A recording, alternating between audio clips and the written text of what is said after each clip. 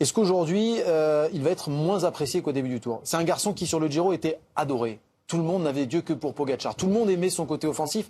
Est-ce qu'aujourd'hui, il a vraiment besoin de montrer une fois de plus qu'il est plus fort que tout le monde? Pourquoi il le ferait pas? La question, elle est là. Pourquoi il le ferait pas? C'est vrai que tu nous poses la question et Jacques disait, il ne laisse pas les miettes. Mais pourquoi on laisserait les miettes? Quand tu as été coureur cycliste et que tu es, on va dire, sur coussin d'air, comme on dit, il faut en profiter. Il faut en profiter parce que ça dure jamais bien longtemps. Alors certes, on va dire oui, Pogacar, depuis le début de saison, il est sur coussin d'air. Mais qui sait si l'année prochaine, il va pas se faire taper dessus par les Visma Lease-Bike? Qui sait si dans 3 ans, on dira pas exactement comme Egan Bernal aujourd'hui? Egan Bernal, rappelez-vous, il y a 4 ans, il a gagné le Tour de France. Aujourd'hui, qu'est-ce qu'il fait? Il est parti pour en gagner 5, hein, Egan Bernal. Exactement. 2019, hein. Donc moi, je pense que c'est même respecter ses adversaires que de leur mettre des danses dès que tu peux leur mettre des danses. Que le vélo, c'est dur. Il y a beaucoup de travail, tout le monde dit il y a du travail, il y a de la nutrition, il y a des stages, etc. Mais c'est très très peu de temps dans une carrière, dans une vie. Et qui plus est, et Jackie peut en parler, hein, quand t'es bien, il faut en profiter parce que tu sais que en général, ça n'arrive pas souvent. Et tant mieux pour lui si ça dure longtemps. Mais moi, je dis chapeau. Chapeau de continuer à taper sur la tête de ses adversaires. Il aurait pu se contenter de dire non, on va pas prendre de risques.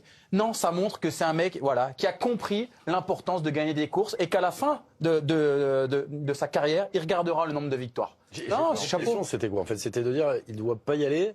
Parce que s'il gagne trop, il va encore critiquer. Sur le Giro, c'était un petit peu ça. Sur le Giro, oui, mais sur le Giro, il y a eu une fois ou 2 fois où il a laissé en disant oui, tout le monde va encore dire que machin. Aujourd'hui, on se désintéresse un petit peu de l'étape. Ça a été le cas certains départs d'étape où on a clairement dit du côté de l'équipe UAE qu'on le laissait filer aujourd'hui parce que voilà. Mais après, c'est respecter aussi le travail de tous ses équipiers. Bien sûr, puisqu'il y en a plusieurs qui pourraient gagner ce qu'il gagne. Voilà, il a quand même des équipiers qui ont déjà fait des podiums de grands tours, qui peuvent, dans une échappée, gagner ce genre d'étape. Parce qu'imaginez un Almeida ou un Yates dans l'échappée, ça peut gagner l'étape. Donc tous ces coureurs qui peuvent gagner l'étape se mettent au service de Tadej Pogacar uniquement.